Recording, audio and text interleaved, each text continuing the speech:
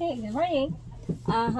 So let's start with our lesson today in English. Okay, so let's start with the colloquialism. What is colloquialism? Colloquialism, as defined, is like the slang. Is informal language. Okay, the only difference is that colloquial is considered part of the standard. It may add humor and color to your language. Yung sabihin natin, minsan, sa mga pananalita natin, di ba? Minsan, limbawa, there's someone who called and then we're going to answer. I'll get back to you. When you say get back, I'll get back. Sabihin natin, babalikan kita. Di ba? Yung ganun. And then, let's say, limbawa naman, meron tayo, limbawa, di ba minsan may narinig tayo, I just get carried away.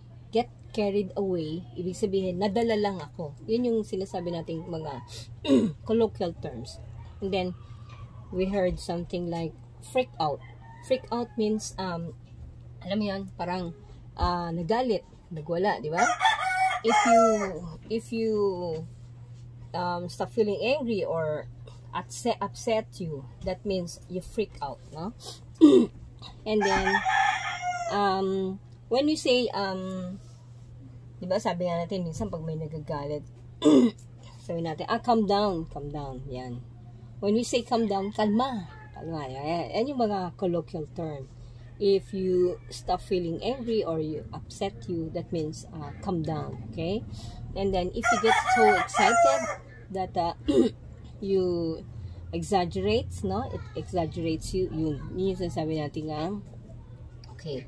So, and then, so with this, tingnan natin to. Number one, we have here,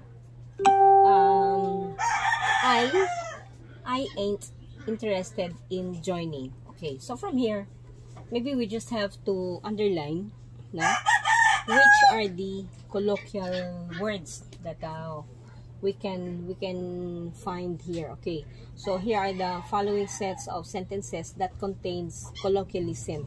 Okay, let us circle, no? Circle every colloquial word or expression that we can find. Okay, let's here with number one. I ain't interested in joining. O, diba?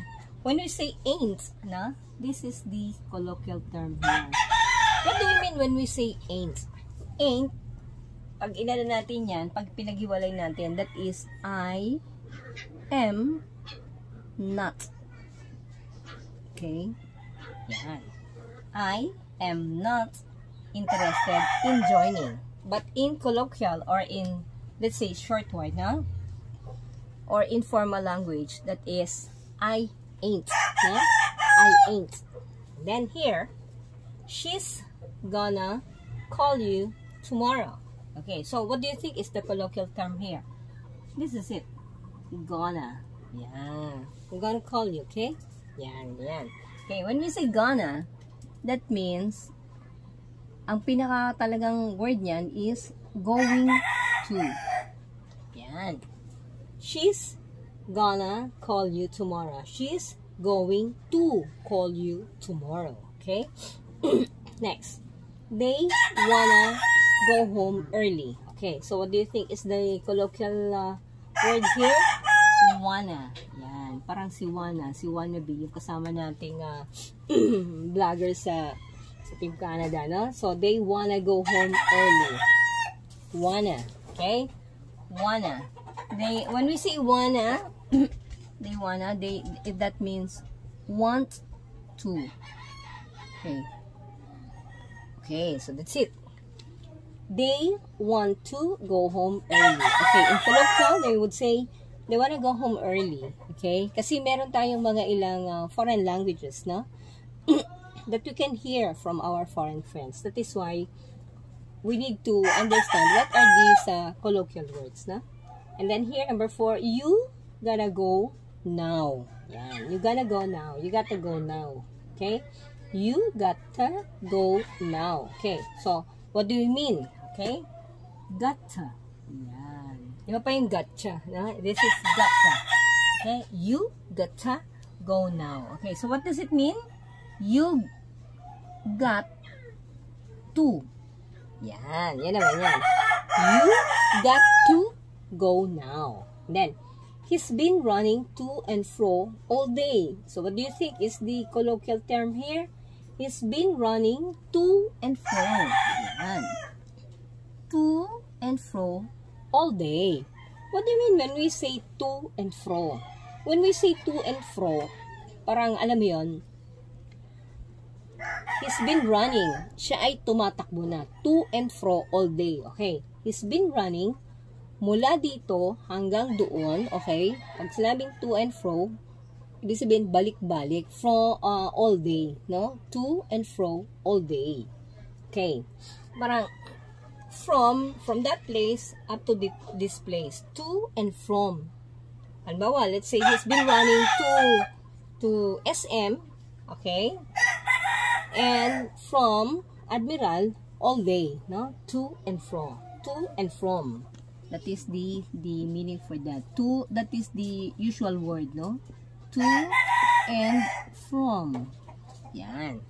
To and fro. And then, she's sick and tired of her boss. Yan. Naririnig natin yan doon sa mga nababagot, nauumay, no? So that is it. That's it. So what's the colloquial term here? She's sick and tired. Yan. Yan yung mga tipong I'm sick and tired of my boss. Yan, mga ganyan, di ba? Sick and tired. Okay. When we say sick and tired, parang alam yan, inis na, bagot na, ayaw na magtrabaho, no? Okay, so let's try to find out, no? Tingnan natin yung iba pa nating colloquial terms, okay? So let's try raising this one, ha? Okay. So what do we find bad sa iba nating mga kausap? Okay, so we can hear yung sinasabi nating yan. Ano ba ibig sabihin nito? Safe and sound. Yan yung sinasabi nating colloquial term. Safe and sound. Okay? So, what do we mean when we say safe and sound? Okay. Let's say, halimbawa, sabi natin safe and sound. We use this in a sentence. If we're going to use this, our parents were relieved when we arrived safe and sound from our camping trip. Okay. Safe and sound, ibig sabihin, ligtas. Okay? Ligtas na nakarating. Okay? From their trip. Okay. I've been running, okay, to and fro all day long. And I'm exhausted. Okay, so to and fro, no? Meron na tayo yan. And then, sabi niya, in opening a business, you would hear the ins and outs. Okay. Ano ibig sabihin ng ins and outs? Ins and outs. And then we could hear the pros and cons. Yan. So what do we mean when we say this one? Before opening a business, you should know the ins and outs of the what do you call this? You need to consider the ins and out the ins and outs of the business. Okay. Ibig sabihin, kailangan alamin natin lahat. Okay?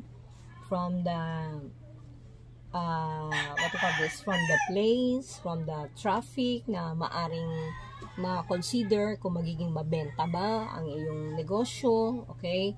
How much is the capital that you're going to need? And then how are you going to market your business, no? And if ever, how much would be the sale?